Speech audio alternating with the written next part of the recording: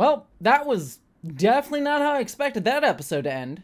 Hello interwebs, I hope you're all doing well, and I am here to review the latest episode of The Lord of the Rings, The Rings of Power, this time Season 1, Episode 6, Udûn. And I have to say, right up front, I am genuinely impressed with this episode. While I have been enjoying The Rings of Power overall so far, I've had a lot of issues with it, and this is the first episode that I have to say that I thought I was genuinely enthralled and really into front to back. This is by far the best episode of the show yet. That does not mean it is a perfect episode, because oh boy do I still have some nitpicks and problems here and there, but that is the thing. They are nitpicks and small problems that don't detract from my larger enjoyment of the episode. Whereas in previous episodes, I was enjoying the show, but I had to be big caveats of the pace felt off, this felt off. No, front to back, this episode moved, it got us going, it finally answered a bunch of questions to some of the long lingering mysteries that the show has been setting up for us. It gave us some action-packed moments. It actually paid off some of the storylines. It fixed a lot of the pacing problems that I've had with the show, and it gave us a pretty awesome cliffhanger at the end there. I was like, wow, I did not expect that. And that was really cool to see now that I realize what they have been setting up this entire season. It does not excuse the pacing problems of episodes prior, but I could clearly see why those pacing problems existed now that I've kind of gotten to this episode. Again, this does not excuse them, but I can kind of see that they were really trying to have these two separate storylines going on, the Númenor storyline that we've been dealing with, and then this Bronwyn and Arondir storyline going on in the Southlands, and they kind of needed both to hit this certain point so they could converge, as they do in this episode. Because of that, because they had a little bit more story to do in the Southland section, they had to keep running in place with the Númenor stuff, which is why that storyline felt so slow. And I wish they had used that time to better effect to tell the Númenor story, and gotten a little bit more in-depth into the politics of what Númenor was. So they wasted that time, for sure. But now that they've come together in a much better way, I feel like, okay, I see why they had that pacing issue. Again, doesn't excuse it, but I can kind of at least see the wheels turning, if it were. So it makes it work a little bit better, if not excusing the problems outright. But that's enough of preamble, because let's actually talk about this one. Like I said, I still have issues, and we will get to it, but it's little more nitpicks as opposed to big structural problems that I've been having. One of the first things that I liked in this episode is we got Adar giving his speech to the orcs. And this is the first time throughout the episode too, especially with the stuff towards the end, that we actually, I feel get to feel for orcs and actually feel like they have an ideology, and you get the sense that Adar is a folk hero to them, and this guy is bringing them together and inspiring them beyond what they had all heard about Sauron and being used as slaves by Sauron, as we learn later on. I'm oh, giving the orcs an actual culture and drive and wants and needs is interesting.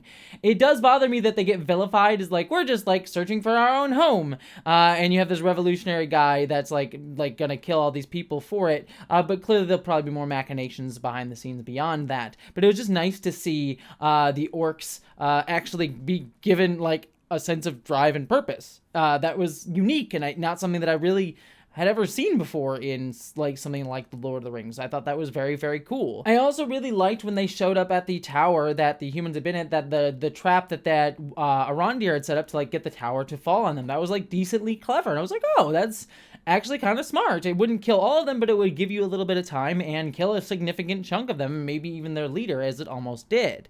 So that was pretty clever. The only, again, here's a nitpick. I'm how did they get out of that tower area without the orcs seeing them? And I'm sure they were on the other side of the pass than that tower was, that allowed them to escape, but it was still a little bit weird for me that they were all able to get out without the orcs noticing. So a little bit of, that's again, it's a nitpick sort of thing, not a large structural problem. But then we go to the Númenóreans coming across the sea, and we get a small little scene between Galadriel and Isildur. I thought that was sweet, with Galadriel sort of inspiring Isildur and saying look, there is that sort of spirit of Númenor, the belief in this greater sense of who we are than the sort of like more worried and xenophobic Numenor that we've come to know. And I loved that moment. But what I liked even more was Elendil kind of saying like, oh, I feels like we're traveling into the night. It was such a poetic statement that he said, like, I'm used to the sun, setting at this time, or in that spot in the sea.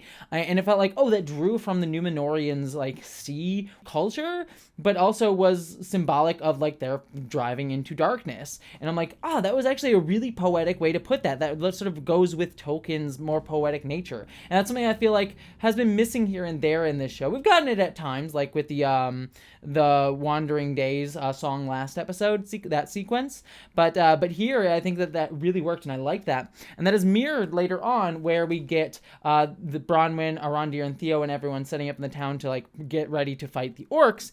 And Theo asks Bronwyn to say the thing that she always used to tell him, and she gives us a kind of slight rewording of one of the most famous quotes from Lord of the Rings, The Return of the King. Like, oh, I know that there's light beyond that will reach here. This is just a passing thing. This shadow is just a passing thing. That is a very famous quote from Return of the King, where Sam, as he's bringing Frodo up to the Mount Doom, will look up at the sun and see it passing even amongst all the fog and mist of Mordor, which honestly feels very, very relevant given where this episode goes at the end. And I was like, oh, I like drawing upon that and recontextualizing here, because that's something that's not stated in Lord of the Rings. It's all internal monologue inside Sam's head. And so for a character to actually say something like that in a visual medium, I thought was really nice, and gets, again, slightly recontextualized given what that original quote's context was and where it is now.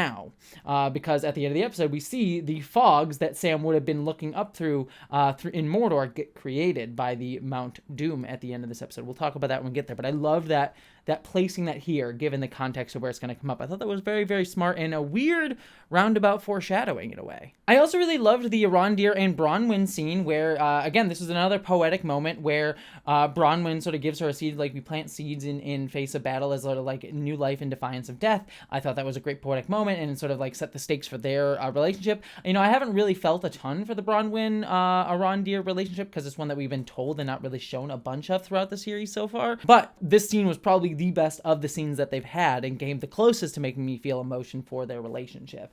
And again, a very poetic moment that I really, really enjoyed.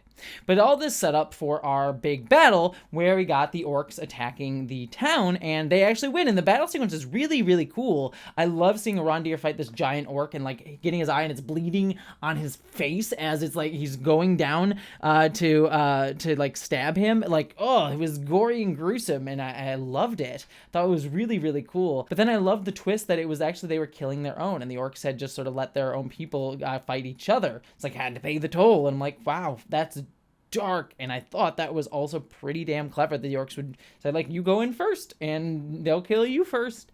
Made sense to me. It's a smart plan on their part. And that eventually getting them to backfire, where they go in and have to shelter in their keep. This, though, however, does lead me to like my section where I have the biggest nits to pick, I guess. One is we get a death fake out with Bronwyn, and I was just sort of like, we really gonna do the death fake out? I would have been, not that I would have loved Bronwyn being fridged for Arondir, so I wouldn't have loved a woman being fridged either, but this death fake out was also sort of like, I really hate death fake outs. I really do. Stop doing them. They're a terrible, silly trope that is just there for false drama.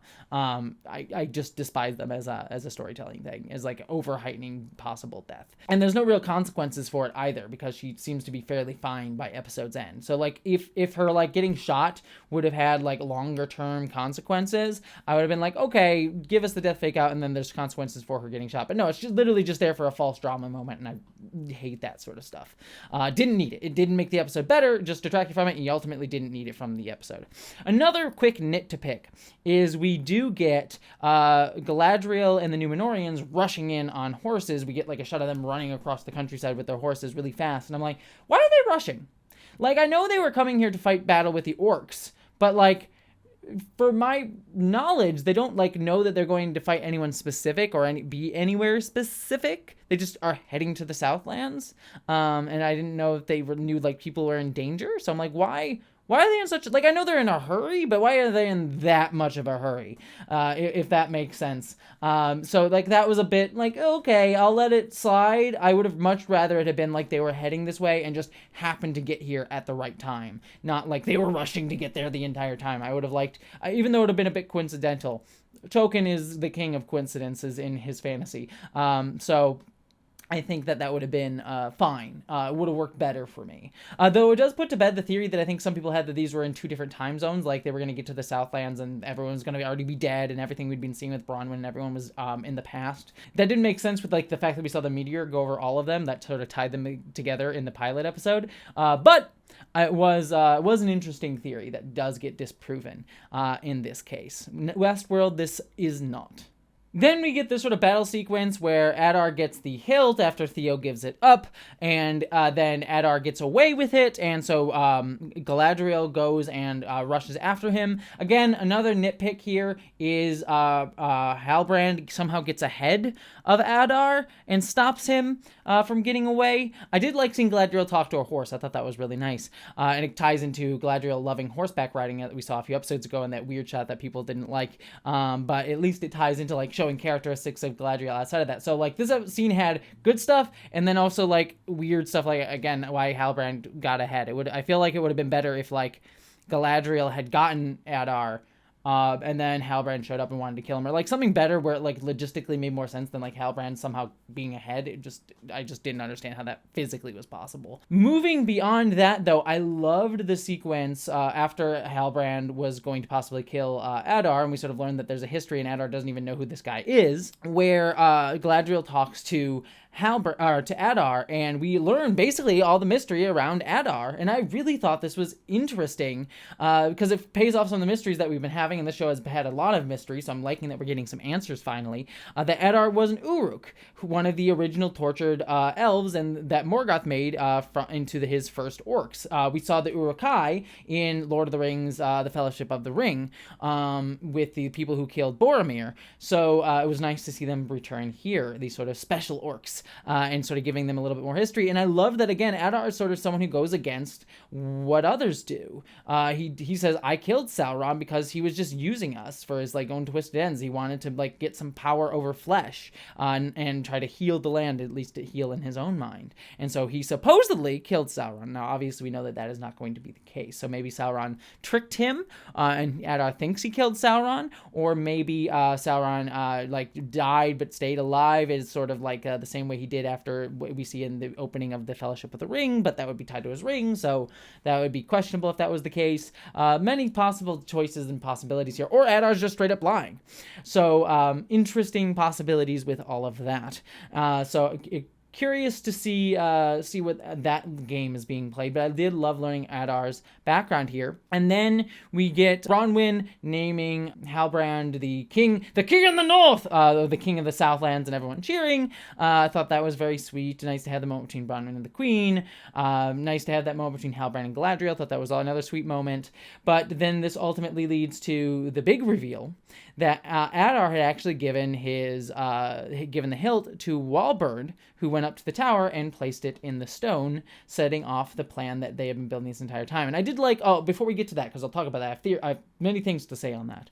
But I did like Arondir gave the hilt to Theo and says, like, give it to them to toss into the sea and get over this idea of needing to feel powerful through a weapon. I thought that was nice, though I did, like, again, a weird nitpicker is like, Arondir, you're going to give it to Theo to throw away? Like, come on, this thing needs better protection than that. And no one bothered to check before that moment. Again, it's a little bit of a frustrating beat there, because then you could talk about, like, oh, how did Arondir, like, get it? And, like, because Galadriel had it last we saw, but no one bothered to open up and be like, oh, this is the hilt, you know?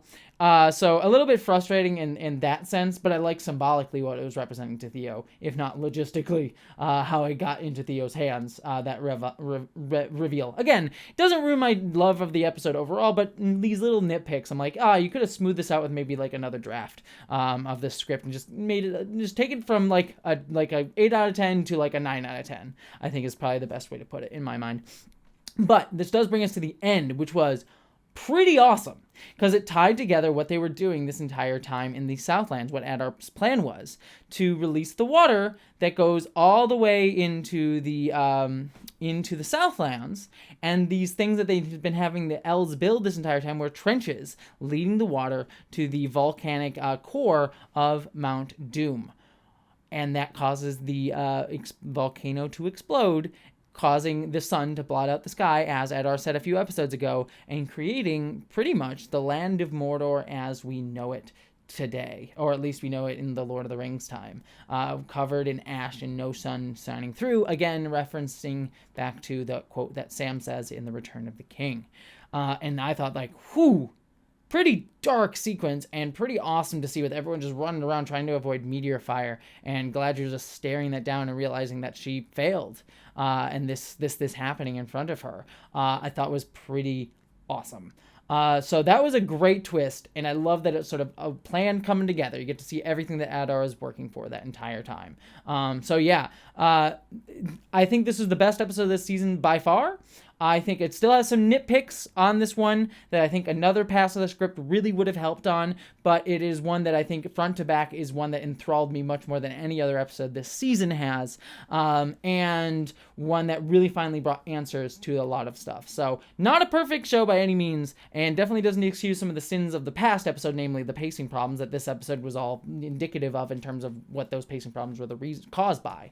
But it is still an awesome episode. So that's my thoughts on the latest episode of Lord of the Rings, The Rings of Power, but I'd love to hear what you think down in the comments below. Did you like this one as much as I did? Did you not? I'd love to hear all of that, but beyond all of that, thank you so much for watching, everybody. I hope you have a wonderful weekend. I hope you all live long and prosper.